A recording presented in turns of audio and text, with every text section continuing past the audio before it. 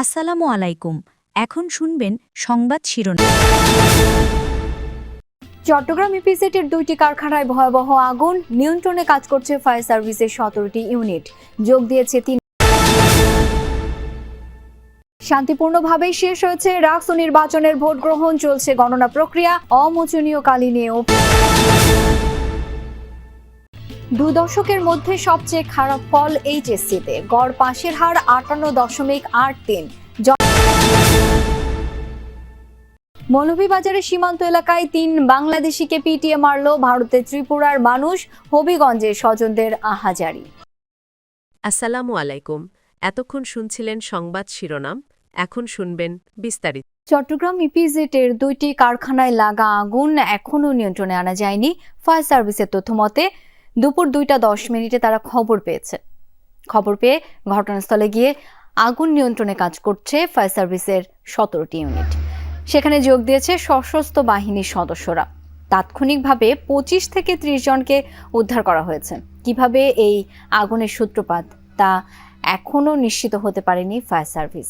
সেখানে Adams caps and textile limited এবং জিনহং medical নামের 2টি কারখানা রয়েছে। প্রথমে 8তলা ভবন অ্যাডামস ক্যাপের 7ম তলায় ঘটে আগুনের সূত্রপাত, যা পরে 5 এবং 6 তলায় ছড়িয়ে পড়ে। বাকি ফ্লোরগুলোতেও আচ্ছন্ন হয়ে যায় কালো ধোঁয়ায়।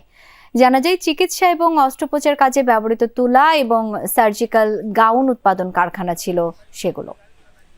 কারণ আগুন কিন্তু এখন আরো বেশি তীব্রতা বেড়ে গেছে। আমরা এখন পর্যন্ত জেনেছি 13টি ইউনিট কাজ করছে, সাথে বিমান বাহিনী, নৌবাহিনীও কাজ করছে একযোগে, এবং ঘটনাস্থলে পুলিশ সদস্য রয়েছে, র্যাব সদস্য রয়েছে। দেখতে পাচ্ছেন নিশ্চয়ই আগুনের যে লেলিহান শিখা, সেটি সময়ের সাথে সাথে প্রচন্ড রকমের দাউ দাউ করে আগুন জ্বলছে, এবং দেখতে পাচ্ছেন 7ম তলা এবং 8ম তলা থেকে আয়না, অর্থাৎ ভবনের যে গ্লাস এবং ইটগুলো, সেগুলো একেবারেই উপর থেকে ভেঙে পড়ছে। ফলে নিচে যারা আছেন, আশেপাশে যারা আছেন, তাদেরকে অনেক দূরত্বে নিয়ে আসা হয়েছে, এবং আমরা যেখান থেকে আসলে দর্শকদেরকে দেখাচ্ছি সেখান থেকেও অনেক বেশি তাপ আমরা অনুভূত হচ্ছে, এবং নিচ থেকে দেখানো অনেক বেশি কষ্ট হয়ে যাচ্ছে বিভিন্ন গণমাধ্যম কর্মীদের। প্রচন্ড রকমের আগুন দাউ দাউ জ্বলছে, ফলে আগুনের যে তীব্রতা, যে তাপ, সেটি কিন্তু অনেক বেশি। এবং আমরা কিছুক্ষণ আগে বিভিন্ন যে সমস্ত প্রত্যক্ষদর্শী বা শুরুতেই যারা ছিলেন তাদের সাথে কথা বলছিলেন শুরুতেই আগুনের যে লেলিহান শিখা, সেটি অনেকটা কম ছিল, কিন্তু সময়ের সাথে সাথে থেকে অনেক বেশি বেড়ে গেছে, এবং প্রায় 3 ঘন্টার হয়ে গেছে আগুন লাগার পর থেকে এখন পর্যন্ত আগুনের যে নিয়ন্ত্রণ করার চেষ্টা, তারা সবাই নিয়ন্ত্রণ করার চেষ্টা করছে, এবং আমরা যেটা নিশ্চিত হতে পেরেছি 17টি ইউনিট এখন কাজ করছেন আগুন নিয়ন্ত্রণে।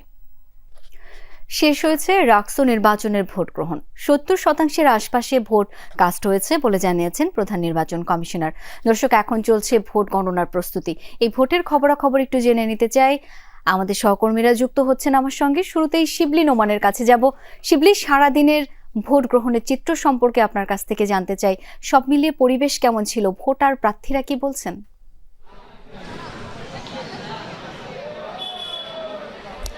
শাওন, রাকসু নির্বাচন আমরা যেমন জানি যে 35 বছর পর এটি হচ্ছে, সেই কারণে কিন্তু এই নির্বাচনকে ঘিরে বাড়তি উৎসাহ উদ্দীপনা ছিল এবং উৎসবের আমেজ ছিল। সেই ভোট গ্রহণ কিন্তু ইতিমধ্যে শেষ হয়ে গেছে, যেমনটি আপনি বলছিলেন।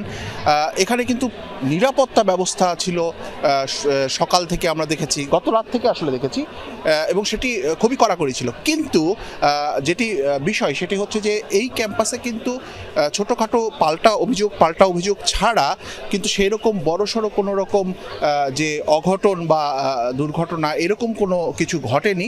অর্থাৎ ভোটটি শান্তিপূর্ণভাবে শেষ হয়েছে, এবং তাতে কিন্তু বিশ্ববিদ্যালয়ে শিক্ষার্থীরা, প্রার্থীরা তারা কিন্তু স্বস্তি প্রকাশ করেছে। জানিয়ে রাখি যে ছাত্র দল সমর্থিত যে প্যানেল, তারা কিছু অভিযোগ এনেছে, বিশেষত ছাত্র শিবির সমর্থিত প্যানেল, যে তাদের বিরুদ্ধে এই নির্বাচনী আচরণবিধি লঙ্ঘনজনিত কিছু, আর সেই সঙ্গে আবার পাল্টা ছাত্র শিবির সমর্থিত যে প্যানেল, সেটি পাল্টা অভিযোগ এনেছে ছাত্র দল সমর্থিত যে প্যানেল তাদের বিরুদ্ধে।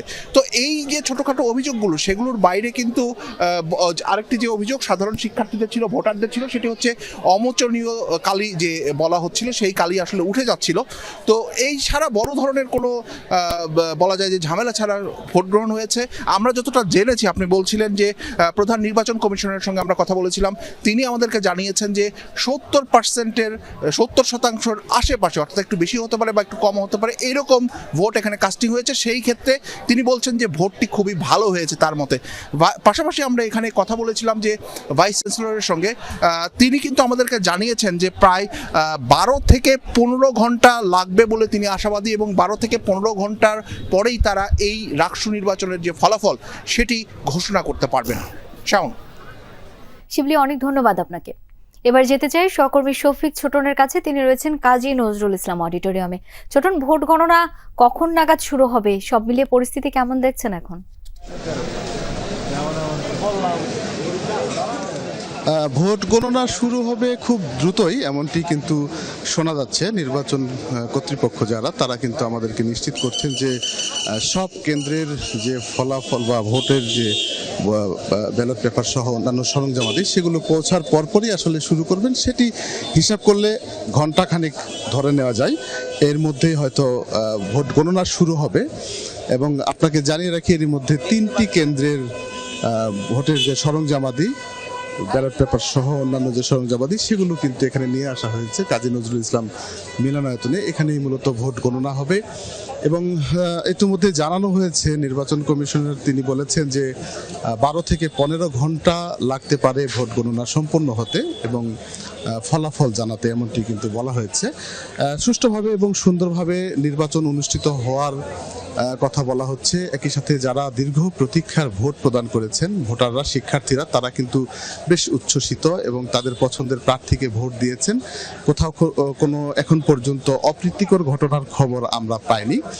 যদিও ছাত্রদল সমর্থিত প্রার্থী প্রেস ব্রিফিংয়ে তিনি কিছু অভিযোগ করেছেন এবং তার কিছু আগে ছাত্র শিবির সমর্থিত প্রার্থীর কিছুটা অভিযোগ করেছেন, বেশ কয়েকটি। সেই অভিযোগগুলো আসলে নির্বাচন যে কর্তৃপক্ষ আছেন, নির্বাচন কমিশনার সহ, তারা বিষয়টি আমলে নেবেন এমনটি তারা প্রত্যাশা করেছেন। এবং তবে ভোট নিয়ে খুব গুরুতর কোনো অভিযোগ কেউ করেননি এবং আইন শৃঙ্খলা পরিস্থিতি ভালো ছিল।